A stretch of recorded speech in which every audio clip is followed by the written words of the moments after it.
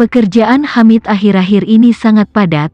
Ia harus memerintahkan ribuan tim teknik untuk meningkatkan konstruksi, sekaligus mengorganisir perwira pertama untuk mengikuti pelatihan perwira, sesuai dengan penjelasan Tama. Secara aktif melatih perwira menengah untuk memperkuat kontrol seluruh tim. Di sisi lain, di sisi Tama, mendengar bahwa Hamid kini telah memasuki tahap gencatan senjata, dia juga menghela nafas lega, dan kemudian mengerahkan seluruh energinya untuk persiapan kelompok pelayaran laut. Ayu mematuhi persyaratan kerjasama dengan Tama dan membawa semua sumber daya grup pengiriman keluarga Sucipto dalam satu paket.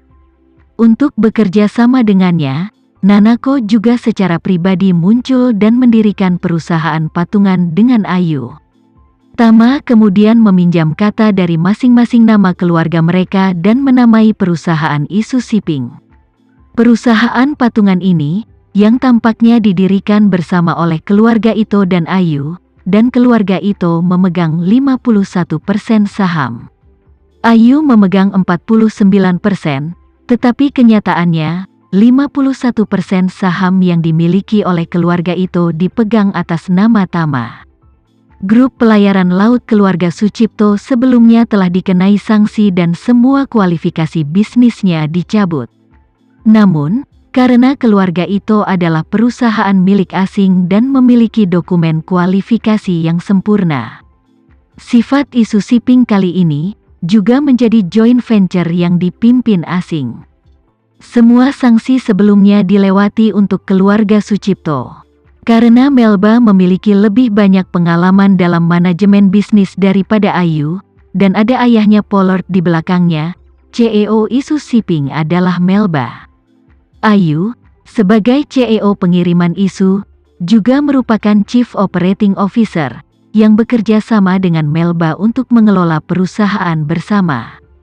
Meski Tama adalah pemegang saham pengendali perusahaan ini, namun ia tetap berniat melepas tangannya dalam keadaan normal, tidak mengganggu operasional perusahaan. Karena keluarga Ito saat ini adalah keluarga nomor 1 di Jepang, dan Ayu juga merupakan cucu dari keluarga Sucipto, dan sebelumnya telah mendapat banyak perhatian dari bangsa karena apa yang terjadi padanya.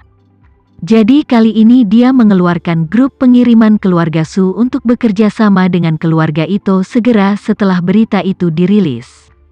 Itu segera menjadi berita utama halaman depan semua media berita utama.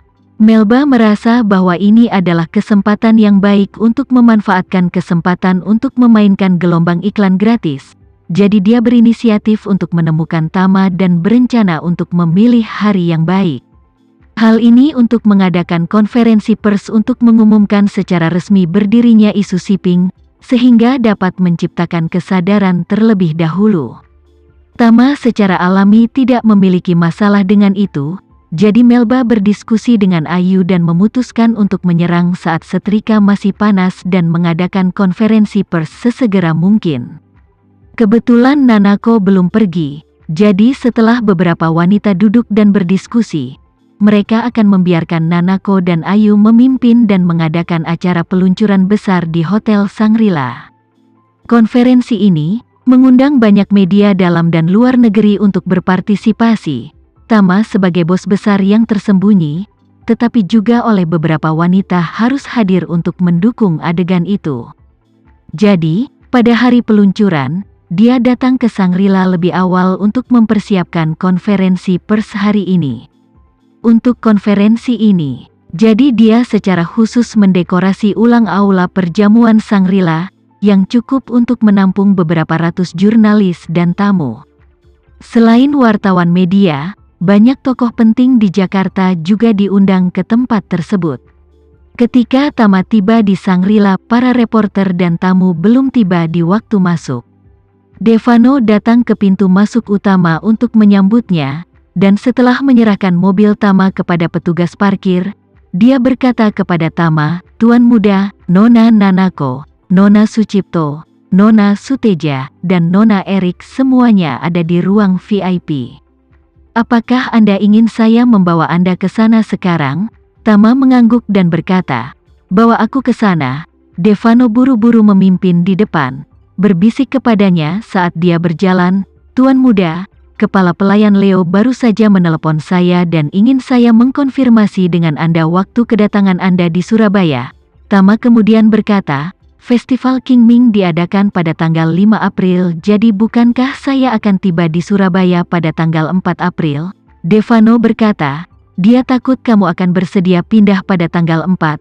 Dia mengatakan bahwa pada tanggal 5 April pagi-pagi adalah upacara pemujaan leluhur.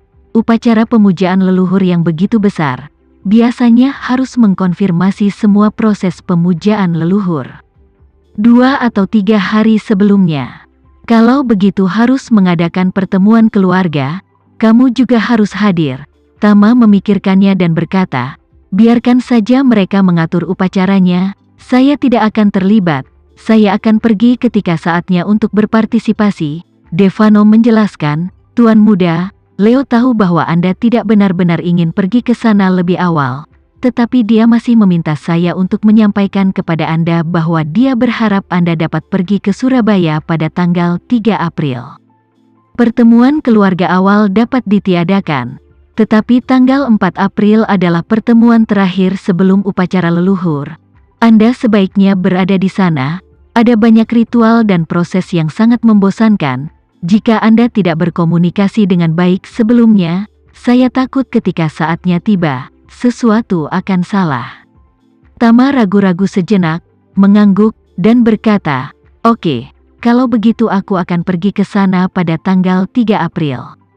Awalnya dalam rencana Tama, selama dia pergi ke Gunung DR pagi-pagi pada tanggal 5 April Festival Qingming, untuk berpartisipasi dalam ritual leluhur di telepon. Setelah menghadiri ritual, dia akan langsung kembali ke Jakarta dan tidak perlu terlalu banyak berhubungan dengan keluarga Renza. Namun, karena Leo ingin dia pergi ke sana lebih awal, tidak ada salahnya melakukan itu.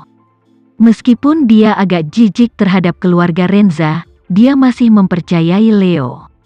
Ketika dia tiba di pintu masuk ruang VIP bersama Devano, Ayu sedang berdiri di koridor di telepon, dan ketika dia melihat Tama datang, mereka berdua saling memandang. Tama bisa melihat bahwa dia memiliki kerutan di wajahnya dan sepertinya memikirkan sesuatu. Kemudian, dia berkata di telepon, "Kakek, saya sedikit sibuk sekarang, saya akan menghubungi Anda setelah peluncuran." Setelah mengatakan itu, dia langsung menutup telepon. Dan dengan hormat, Nona Su berkata kepada Tama, "Kamu di sini, Tama." Ketika Tama melihat bahwa dia tidak dalam kondisi yang benar, dia membuka mulutnya dan bertanya, "Nona Sucipto, apakah ada yang salah?" Ayu ragu-ragu sejenak dan mengumpulkan keberanian untuk bertanya, "Tama, bisakah aku berbicara denganmu sendirian selama beberapa menit?" Tama mengangguk, lalu berkata kepada Devano, "Tuan Devano, kamu masuk dulu, aku akan bicara dengan Nona Su." Devano berkata, "Tuan muda, beberapa ruang tunggu berikutnya kosong. Hari ini tempat itu kosong. Anda dan Nona Su dapat menemukan ruang untuk berbicara secara detail.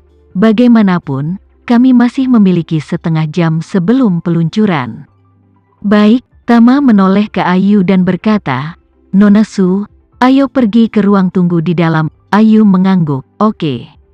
Keduanya datang ke ruang paling dalam, dan tepat setelah memasuki pintu, Ayu berkata dengan tidak sabar, "Tama, saya melihat siaran pers dari CNN 2 hari yang lalu pagi ini, dan mereka mengatakan bahwa organisasi tentara bayaran top dunia, Front Cataclysmic, menderita kekalahan besar di Suriah, kehilangan ribuan orang.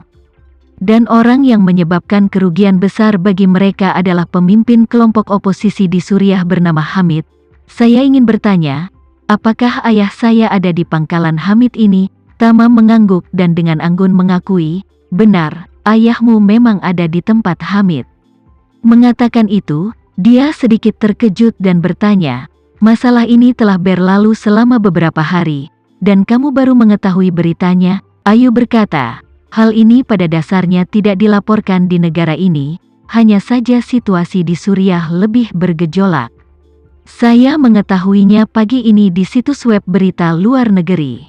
Dia bertanya dengan gugup, "Tama, ayahku tidak akan menghadapi bahaya di Suriah kan?"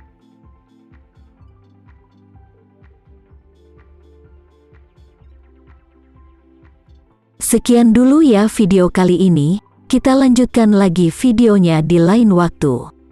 Oh iya, bagaimana menurut kalian? Semoga bisa sedikit menghibur kalian semua. Untuk teman-teman yang baru nonton, jangan lupa subscribe ya, hehehe.